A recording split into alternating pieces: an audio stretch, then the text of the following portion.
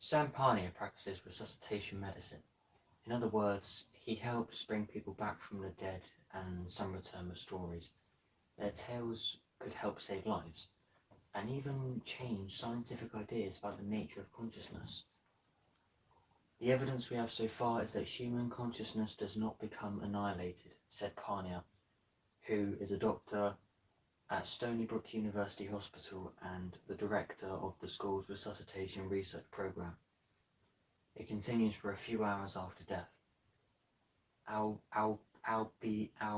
albeit in a hibernated state we cannot see from the outside. Resuscitation medicine grew out of the mid-20th century discovery of CPR, the medical procedure by which hearts that have stopped beating are revived. Originally effective for a few minutes after cardiac arrest, advances in CPR have pushed that time to half hour or more. New techniques promise to even further extend the boundary between life and death. At the same time, experiences reported by resuscitated people sometimes defy what's thought to be possible. They claim to have seen and heard things, though activity in their brains appears to have stopped.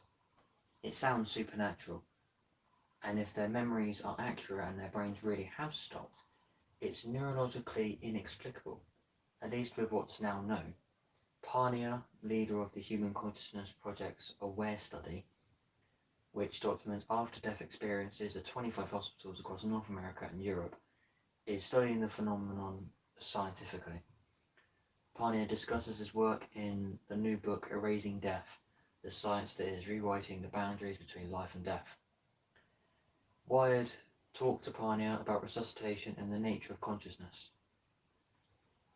In the book you say that death is not a moment in time, but a process. What do you mean by that? There's a point used to define death. Your heart stops beating, your brain shuts down. The moment of cardiac arrest. Till 50 years ago when CPR was developed, when you reached this point you couldn't come back.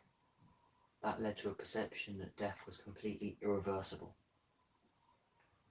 But if I were to die this instant, the cells inside my body wouldn't have died yet. It takes time for cells to die after they're deprived of oxygen. It doesn't happen instantly. We have a longer period of time than people perceive. We know now that when you become a corpse, when the doctor declares you're dead, there's still a possibility from a biological and medical perspective of death being reversed. Of course, if someone dies and you leave them alone long enough, the cells become damaged. That's going to be a time when you can't bring them back, but nobody knows exactly when that moment is. It might not just be in tens of minutes, but in over an hour. Death is really a process.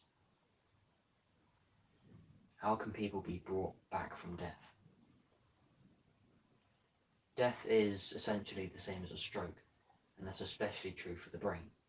A stroke is the same process that stops blood flow from getting into the brain, whether that's because the heart stopped pumping or there was a clot that stopped blood flow. The cells don't care.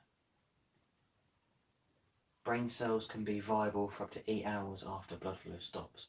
If doctors can learn to manipulate processes going on in cells and slow down the rate at which cells die, we could go back and fix the problem that caused the person to die, then restart the heart and bring them back.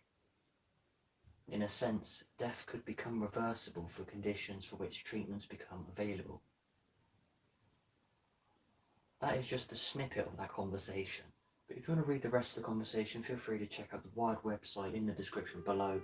But for me, that's the end of the video, people. If you enjoyed it, we'd greatly appreciate it. Watching more videos makes us work. It's as free to unsubscribe as it is to subscribe. So if you've subbed but aren't the videos, you can always unsub. Anyway, I've been Forever Stranger, and this was episode 9 of Sliver in Society.